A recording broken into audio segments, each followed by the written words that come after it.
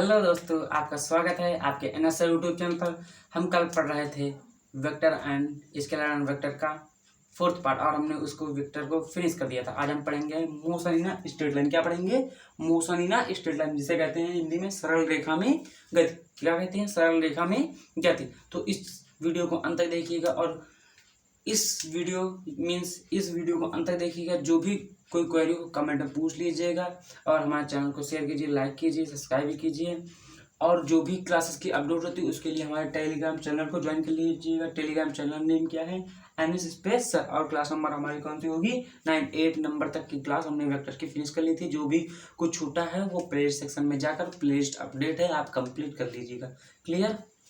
तो आज हम पढ़ेंगे क्या? Motion in straight line. और हिंदी में क्या कहते हैं? सरल रेखा में गति। क्या कहते हैं? सरल रेखा में गति। सरल रेखा में गति। क्लियर? सरल रेखा में गति क्या होती है?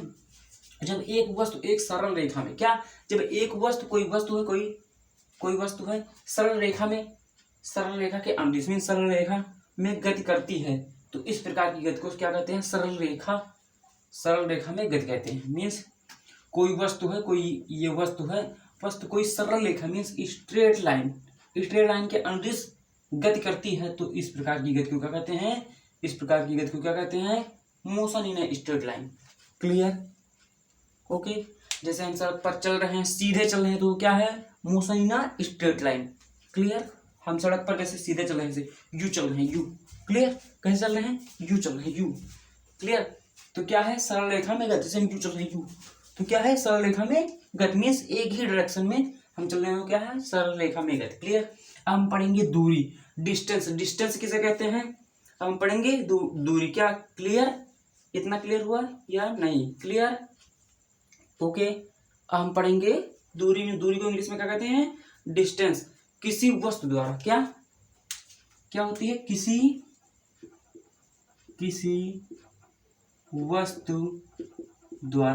किसी वस्तु द्वारा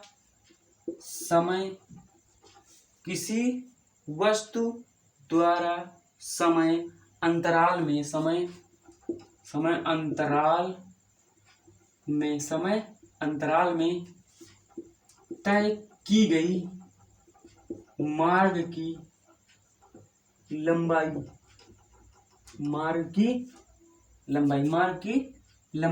क्या कहलाती है? दूरी कहलाती है। क्लियर? क्या? किसी वस्तु द्वारा समय अंतराल में कोई समय होगा, कोई वस्तु है, किसी वस्तु द्वारा समय अंतराल में तय की गई जो मार्ग की लंबाई है, उसे क्या कहते हैं? दूरी। क्लियर? जैसे एग्जांपल में हम देखते हैं, ये है पॉइंट, मीन्स कोई वस्तु है, किसी समय अंतराल में मान लिया हमने 5 मिनट लगा। कितना लगा? 5 मिनट में कितनी दूरी तय की उसने? मान लिया 5 मिनट में कितनी दूरी तय की उसने? कितनी दूरी? 800 मीटर दूरी तय की। तो 5 मिनट मीन्स कुछ ना कुछ समय लगा। और कितनी दूरी तय की? 800 मीटर। और जो दूरी तय की जिस समय में, वो क्या हो गई? हमारी दूरी। जो लंबाई है वो क्या हो गई? हमारी दूरी। आई होप यहाँ तक क्लियर हो चुका होगा। अब आते हैं विस्थापन पर। अब आते हैं किस पर? विस्थापन पर। इंग्लिश में बोलते हैं इसे डिस्प्लेसमेंट। क्या बोलते हैं? डिस्प्लेसमेंट। क्लियर? क्या बोलते हैं? डिस्प्लेसमेंट। तो डिस्प्लेसमेंट समझने के लिए सबसे पहले हम ये कहेंगे, आप आई होप नोट्स बनाते हुए चल रहे होंगे ताकि आपको पेपर के टाइम रिवाइज करने में आसानी हो। तो नोट्स बनाते हुए चलिए पूरी स्लाइड टू स्लाइड जैसे मैं लिख रहा हूँ। क्लियर? तो डिस्प्लेसमेंट क्या होती है? दूरी तो समझ गए। अब डिस्प्लेसमेंट क्या होती है? डिस्प्लेसमेंट समझने के लिए क्या करेंगे? किसी वस्तु की क्या करेंगे? पहले लिखे देते हैं। किसी वस्तु की प्रारंभिक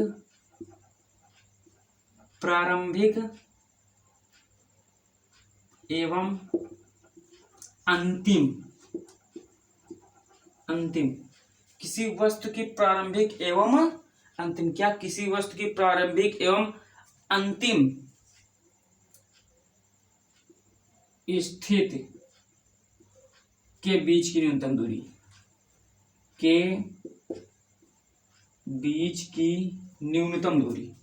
बीच की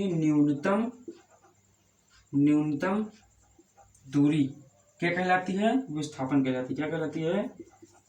विस्थापन कहलाती है। आई होप समझ में आ गया होगा। मीन्स विस्थापन क्या है? किसी वस्तु की प्रारंभिक, मीन्स किसी वस्तु की जो इनिशियल पॉइंट है तथा अंतिम मीन्स फाइनल पॉइंट है के बीच का न्यूनतम दूरी, के बीच की न्यूनतम दूरी क्या होगी? विस्थापन कहलाएगी। क्लियर? जैसे है ये पॉइंट है, माना हमने ए पॉइंट ये है, लास्ट पॉइंट क्या है? बी, ये हुआ क्या? B point. Clear? I hope clear. A point initial, B point final, means ये क्या है? प्रारंभिक बिंदु। क्या है? प्रारंभिक बिंदु। क्लियर? और ये लास्ट पॉइंट क्या है? अंतिम बिंदु। क्या है? अंतिम बिंदु। क्लियर? I hope clear. अब प्रारंभिक बिंदु तथा अंतिम बिंदु के बीच की न्यूनतम दूरी मीन्स कितनी इसकी न्यूनतम दूरी है, मीन्स कितनी इसकी न्यूनतम दूरी वो क्या कहलाएगी? विस्थापन। क्लियर? आई होप हो चुका होगा, समझ में आया। दूरी क्या है? विस्थापन क्या है? मोशन स्ट्रेट लाइन पढ़ रहे हैं, क्लास नंबर 9। नोट्स बनाते हुए चलना, सबसे पहले पूरी नोट कर लीजिए। क्लियर? उसके बाद आगे पढ़ते हैं। क्लियर?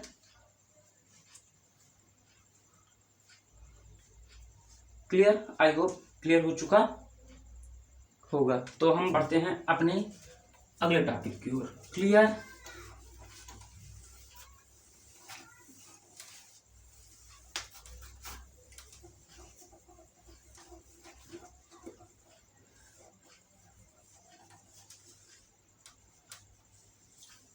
कोई क्वेरी हो तो कमेंट में पूछ लीजिएगा और इस वीडियो को शेयर कीजिए, लाइक कीजिए जहां तक इसे शेयर कर सकते हैं। अब इसके बाद क्या पढ़ेंगे? चाल। क्या पढ़ेंगे? चाल। चाल को अंग्रेजी में क्या कहते हैं? स्पीड। क्या कहते हैं? स्पीड। क्लियर? अब क्या है? इकाई समय में तय की गई दूरी। क्या? इकाई समय में तय की गई दूरी क्या कहलाती है? इकाई समय में तय की गई दूरी क्या कहलाती है? चाल कहलाती। क्या कहलाती है? चाल कहलाती है। क्लियर? क्या? इकाई समय में तय की गई दूरी चाल कहलाती है। क्लियर? अब जैसे क्या है? चाल बराबर क्या होता है? दूरी बटे समय, ये होता है। क्लियर? हमने क्या बताया? इकाई समय मीन्स समय यूनिट मीन्स इकाई हो, एक हो, जिस समय एक इकाई मीन्स इकाई समय में तय की गई दूरी, इकाई समय में तय की गई दूरी क्या? चाल कहलाती है। आई होप यहाँ तक क्लियर हो चुका होगा। कोई दिक्कत, कोई समस्या, कोई परेशानी आई होप नहीं होनी चाहिए। क्लियर? कोई दिक्कत नहीं होनी चाहिए। उसके बाद आते हैं वेग पर। क्या आते हैं? वेग पर। अब वेग क्या होता है? इसे इंग्लिश में कहते हैं वेलोसिटी। क्लियर? अब चाल और वेग में अंतर क्या है? चाल में हमने बताया था क्या होती है? क्या होती है? ये एक स्केलर क्वांटिटी और ये एक वेक्टर क्वांटिटी। ये क्या कौन सी राशि है? स्केलर। और ये कौन सी राशि है? Vector quantity. Vector quantity. Quantity vector quantity के लिए क्या होना आवश्यक है? Direction, direction plus magnitude, plus magnitude. Clear? इसके लिए only only for magnitude, magnitude. Clear? Direction no, direction no. Clear? तो सबसे पहले आते हैं वेलोसिटी पर। मीन्स किसी निश्चित दिशा में, क्या? किसी निश्चित दिशा में, किसी निश्चित दिशा में क्या? किसी निश्चित दिशा में इकाई समय द्वारा, इकाई समय द्वारा तय की गई दूरी क्या कहलाती है? वेग कहलाती है। वेग कहलाती है। क्लियर? मीन्स वेलोसिटी क्या होती है? किसी निश्चित दिशा में इकाई समय द्वारा तय की गई दूरी वेलोसिटी कहलाती है। क्लियर? और इन दोनों का मात्रक क्या होता है? सबसे पहले लिख लो, इन दोनों का मात्रक, दोनों का मात्रक सेम होता है और वो क्या होता है, मीटर पर सेकंड। क्लियर। और इनकी विमा क्या होती है, विमा क्या होती है, LT-1। इतना क्लियर, आई होप हो चुका होगा, तो नोट कर लीजिए। क्लियर, कोई दिक्कत कोई समस्या आई होप नहीं होनी चाहिए, तो नोट कर लीजिए। Clear, okay.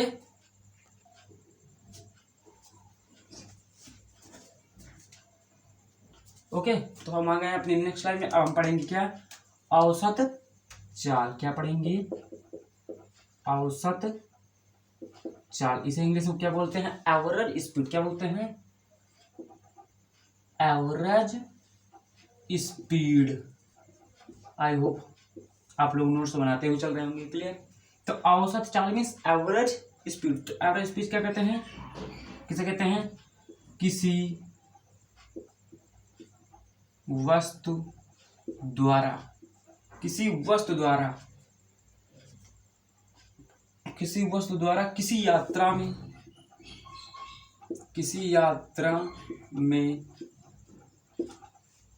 चली गई कुल दूरी,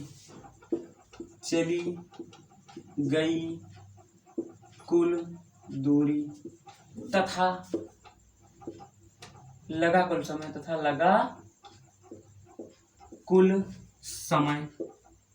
लगा कुल समय के अनुपात को क्या कहते हैं, औसत चाल कहते हैं। क्या कहते हैं, औसत चाल कहते हैं। क्लियर। तो औसत चाल मीन्स एवरेज स्पीड कैसे कहते हैं, किसी वस्तु द्वारा किसी यात्रा के दौरान, किसी यात्रा में चली गई कुल दूरी तथा लगा कुल समय के अनुपात को क्या कहते हैं, औसत चाल। जैसे सूत्र क्या होता है औसत चाल का, फार्मूला औसत चाल। क्या, औसत चाल बराबर क्या होता है, चली गई कुल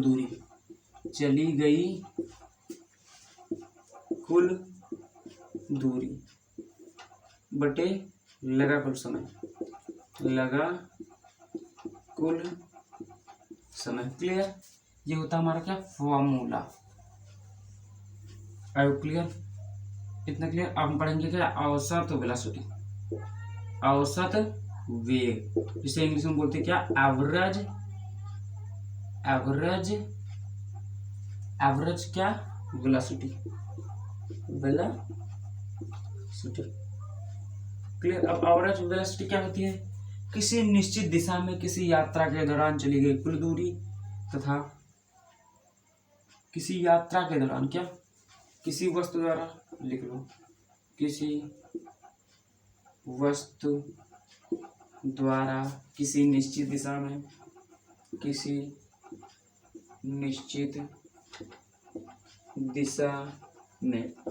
क्लियर। किसी वस्तु द्वारा किसी निश्चित दिशा में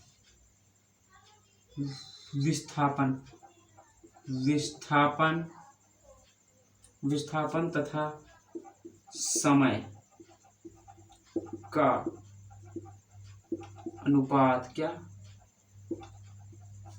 कहलाता है, औसत वेग कहलाता है। क्या, औसत वेग कहलाता है। क्लियर। क्या, औसत वेग क्या है, किसी वस्तु द्वारा किसी निश्चित दिशा में विस्थापन तथा समय के अनुपात को क्या कहते हैं, औसत वेग कहते हैं। Clear, okay. तो इससे औसत वेग का फार्मूला लिखें, क्या होगा, औसत वेग। तो औसत वेग बराबर क्या होगा, विस्थापन। क्या होगा, विस्थापन मीन्स टोटल विस्थापन। क्लियर, विस्थापन बटे समयांतराल। क्लियर। इसे किससे लिखेंगे, डेल एक्स से। इसे किससे लिखेंगे, डेल टी। क्लियर। अब क्लियर हो चुका होगा, मीन्स विस्थापन में अंतर, डेल एक्स तथा डेल टी समयांतराल में अंतर। इतना क्लियर आई होप हो चुका होगा। नोट कर लीजिए, कोई दिक्कत कोई समस्या हो तो पूछ लीजिएगा कमेंट में। क्लियर, कोई दिक्कत कोई समस्या आई होप नहीं होनी चाहिए, तो नोट कर लीजिए। क्लियर, अब आते हैं अगले टॉपिक पर अपना है, उसको भी पढ़ लेते हैं। क्लियर? जैसे लिखा है अगला टॉपिक क्या है? त्वरण। क्या है? त्वरण। त्वरण इंग्लिश में बोलते हैं एक्सेलरेशन। एक्सेलरेशन। क्लियर? एक्सेलरेशन क्या होता है? किसी वस्तु द्वारा वेग परिवर्तन में। क्लियर? वेग परिवर्तन में। क्लियर? त्वरण क्या होता है? किसी वस्तु द्वारा वेग परिवर्तन तथा समांतराल के अनुपात को त्वरण कहते हैं। क्लियर? क्या? किसी वस्तु द्वारा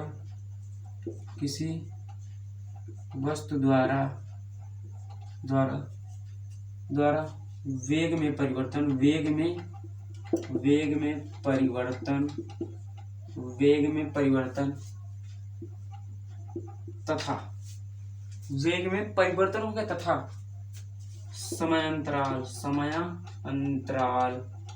समांतराल के अनुपात को क्या कहेंगे? त्वरण कहेंगे। क्या कहेंगे? त्वरण त्वरण कहलाता है, कहते हैं। क्लियर? अब जैसे इसकी मात्रक क्या होता है? मीन्स मात्रक, सॉरी इसका मात्रक क्या होता है? मात्रक क्या होता है? मीटर पर सेकंड। क्या होता है? सबसे पहले फॉर्मूला होता है त्वरण का। सूत्र क्या होगा? वेग परिवर्तन बटे समांतराल। आई होप क्लियर हो चुका होगा। अब इसका सूत्र क्या होता है? मीन्स मात्रक क्या होता है? यूनिट जिसे कहते हैं मात्रक क्या होता है?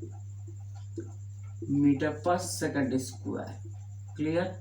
उसके बाद इसकी विमा क्या होती है? जिसे डायमेंशन बोलते हैं। क्लियर? तो विमा क्या होती है? LT-2। क्लियर? आई होप यहाँ तक कोई दिक्कत, कोई समस्या आई होप नहीं होनी चाहिए। पूरा नोट कर लीजिए स्लाइड टू आई होप काफी बना रहे होंगे। क्लियर? आपको पढ़ने में दिक्कत ना हो। क्लियर? ओके, नोट कर लीजिए।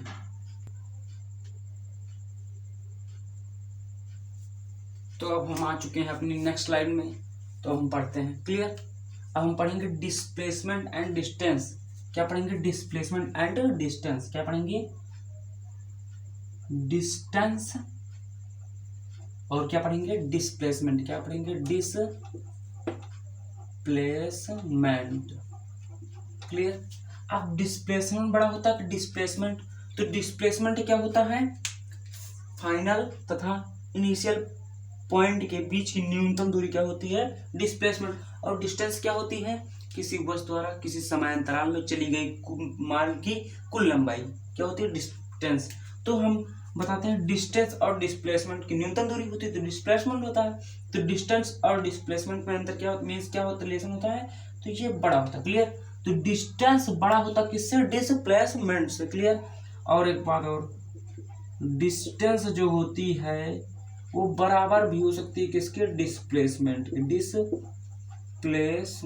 के। क्लियर? अगर डिस्टेंस बड़ा है डिस्प्लेसमेंट से, हो सकता है डिस्टेंस बराबर भी हो सकता है डिस्प्लेसमेंट से। क्लियर? तो क्या हुआ? Distance is greater than equal to, इसे क्या बोलते हैं? ग्रेटर देन इक्वल टू क्या होता है? Displacement.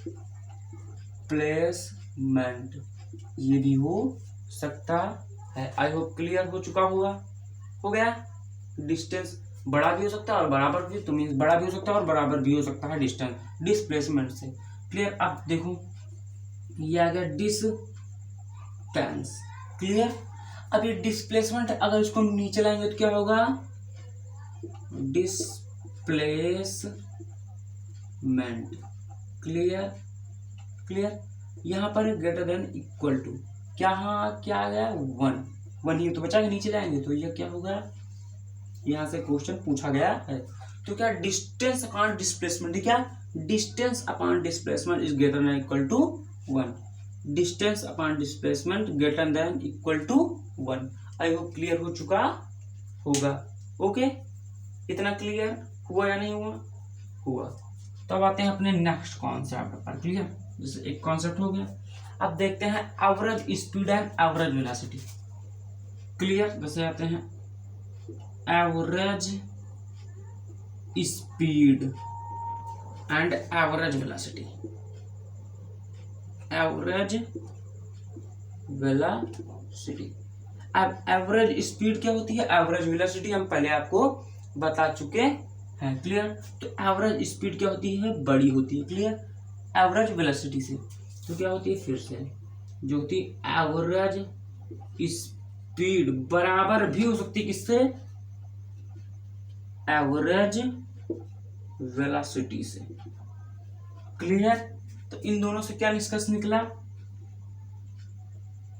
Average speed greater than equal to average velocity. Clear. इसको नीचे लाएंगे तो क्या होगा, average speed upon average velocity greater than equal to कितना, 1 बचेगा नीचे आएगा। तो ये हमारा एक पॉइंट ये निकला। आई होप क्लियर हो चुका होगा। क्लियर। इतना क्लियर हुआ या नहीं हुआ? आई होप क्लियर। ये पॉइंट और ये पॉइंट अगर इसको हम जस्ट पलट दे, क्या जस्ट पलट दे, इसको भी जस्ट पलट दे, क्या होगा, अगर पलट देंगे तो ये जस्ट अपोजिट हो जाएगा। क्लियर। तो क्या जैसे लिखा है, इसको हम जस्ट पलटते हैं तो क्या, डिस्प्लेसमेंट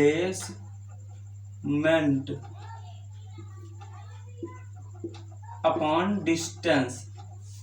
अभी तक ग्रेटर देन इक्वल टू था ना, अब क्या हो जाएगा, लेस देन इक्वल टू। क्या हो जाएगा, लेस देन इक्वल टू 1, क्योंकि पलटने पर निशान चेंज। क्लियर।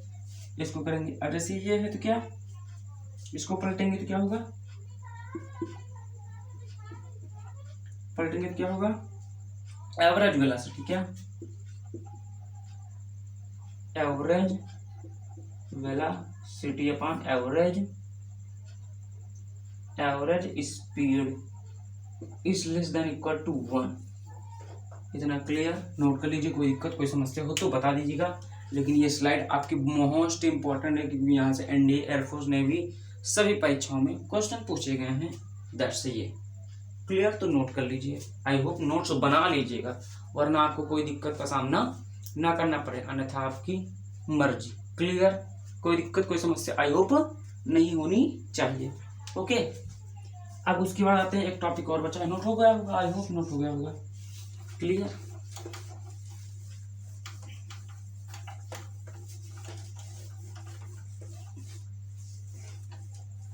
एक टॉपिक और पढ़ लेते हैं, जिसे है क्या, गति के नियम। सरल रेखा में गति पढ़ रहे हैं तो पहले पढ़ेंगे क्या, गति के नियम, गति का समीकरण। नियम बाद में पढ़ेंगे, गति का समीकरण।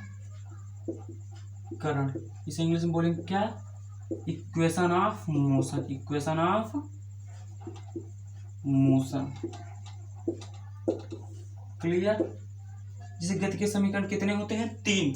तो नंबर 1 इज क्या, v बराबर u plus A T. Second is s बराबर u t plus 1/2 A T square. Third is v square बराबर u square plus 2a s। Clear.